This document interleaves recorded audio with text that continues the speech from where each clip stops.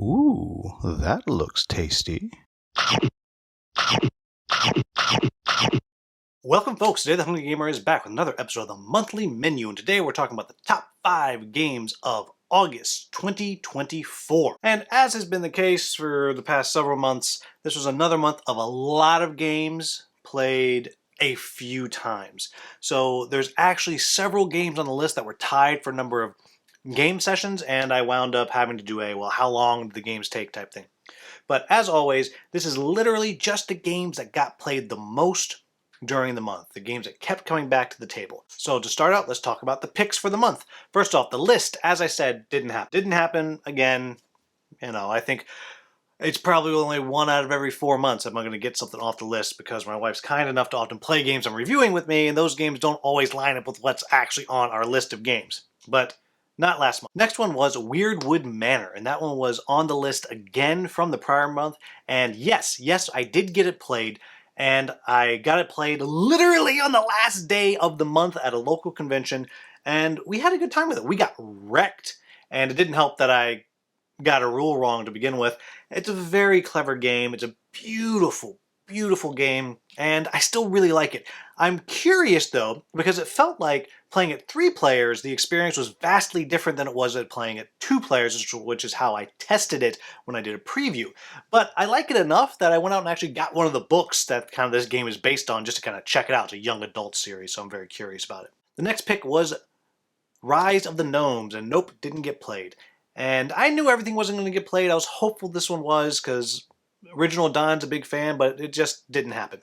Next on the list was Spooktacular, and yes, that one did get played. That one was a little bit of a gimme, because I knew it was coming to Kickstarter very soon, so I knew I had to get it played, and I got it played several times, and I have a video. You can check that out if you'd like. And the last one was the Elder Scrolls from Chip Theory Games.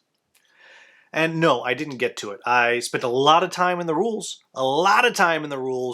but between a bunch of games that had campaigns launching, now, starting the school year again, coming home from Gen Con and getting sick, doing a play at the same time, and then having about 2 weeks to try to catch up, and then getting sick again, it just did not happen. But I am 99% sure this is going to be something that I have a video completed, if not released for, by October. So that's coming.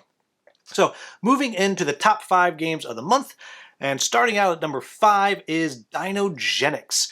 And this is one that has a new campaign coming. I think it's GameFound, might be Kickstarter. Pretty sure it's GameFound, which is kind of like the 1.5 version plus some new expansions. And Dinogenics is a game that I had not played before. And it's really good. And I hadn't played it because I don't really care about dinosaurs. I mean, like, it's cool, but like Jurassic Park, I don't care. But this game has at its core kind of a Lords of Waterdeep vibe, and I love Lords of Waterdeep. But then with all the expansions get added in, it just becomes so much more than that. It's a really, really clever game with a very cool production and a lot of really cool things. So I'm actually really excited about Dinogenics. And within a week or two, there should be a campaign where you can both check out my video and go back the game if you want. Number 4 is Collab. And this is a game that I've just been really high on, and it doesn't get the buzz I feel like it deserves. Even the video review I did has very, very low views. Even for me, very low views. And this is a game that I think thematically is awesome, has great components, the art is awesome, and it's this worker placement, shared worker placement, tableau building, triggering things and chaining things, and it's great. It is fantastic. And nobody cares. That's a shame. Though I do know at some point down the road they have a new campaign coming. I've gotten to kind of play around with some of the new stuff, and I just love it. I love Collab, and yeah, great. Number 3 on the list is one that came home with me from Gen Con, and that is Star Tycoon. And this is one that really brings to me vibes of Furnace, another game that I really like. And it just has this like cool market thing you're doing in the middle of it. And this is a game that I didn't really know what to expect, but something about it just kind of grabbed me. And I'm really glad I asked for a copy of this at Gen Con because it just It just works. It just really, really works. It's a kind of a tableau builder, recipe fulfillment kind of market management game. It's just really good. It's just really good. In fact, I think it's one expansion. So this is my review. I think it's one expansion. I don't know what it needs to be, but one expansion away from being a fantastic game. Number 2 on the list is the aforementioned Spooktacular. I played this a whole bunch, and I wish I'd played it more. Actually, I had set it up. I was trying to play it again at the convention I was at. It just didn't happen. I think this game's really cool. It's on Kickstarter, I think, right now still. It's asymmetric. All the monsters play differently, but it's a light game. It's quick. It's easy to understand. It's a very, very clever game. In fact, the only thing I have against it is I don't really like movie horror monsters, but it's really cool. I really enjoy it. It's definitely worth checking out. And number 1 on the list is Star Driven Gateway. Now, this is one that's going to be launching at the beginning of October. I think October 1st on GameFound. And I have a video. You can see little bits of it up there. And this is another one from Gen Con that really took me by surprise. It's this dice placement, tableau building game with a kind of pick up and deliver, but I guess more recipe fulfillment game with combat, of course. But you're building up your tableau and then breaking it down, building it up and breaking it down. And it's a hard game to explain, but trust me when I say it's really good. If you're looking for kind of a 2.5x game that has combat, but it isn't about combat, it just really works, and I'm really impressed with it. It's one of the biggest surprises I've had this year as far as gaming goes. But anyhow, that's the top 5 games of August 2024. Now moving into this month's picks for September. The list. It's going to happen this month. I am committed to it happening this month, and that's easier because my wife expressed interest in playing something off the list. So it's going to happen. We're going to do it. Number 2 is Elder Scrolls.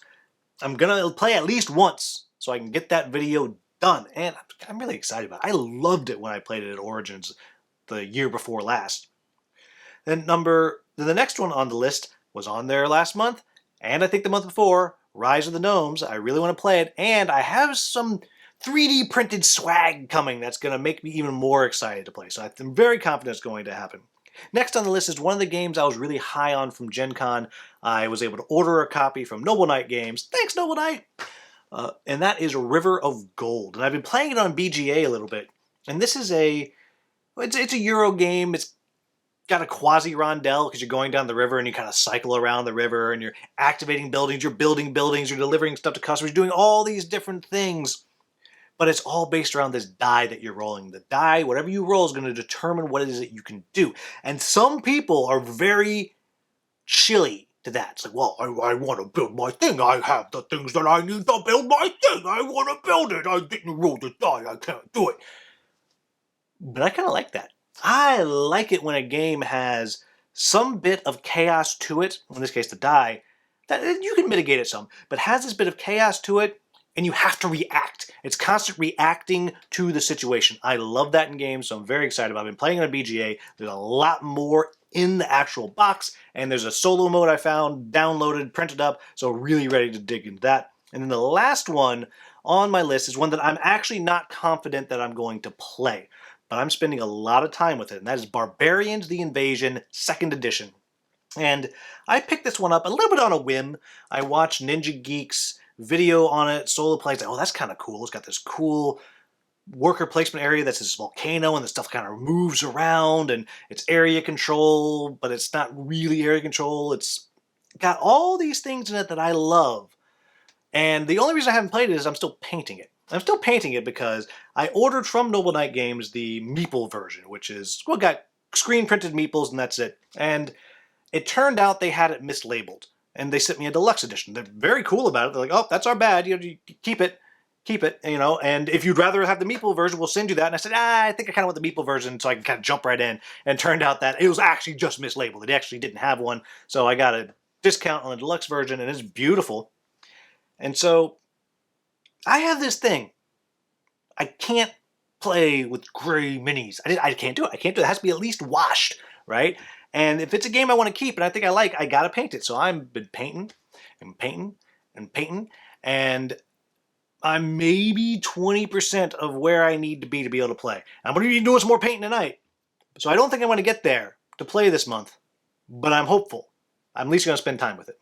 But there you have it, folks. That is the top 5 games of August 2024 and my picks for September. And as always, this is where I have to say thank you so much to my channel members.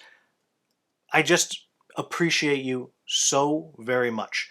And truly, because of you, I am actually going to get to, for the Beatrice the Board Game Dog Game of the Year tournament, I'm getting a GoPro. So you're going to have Beatrice Cam.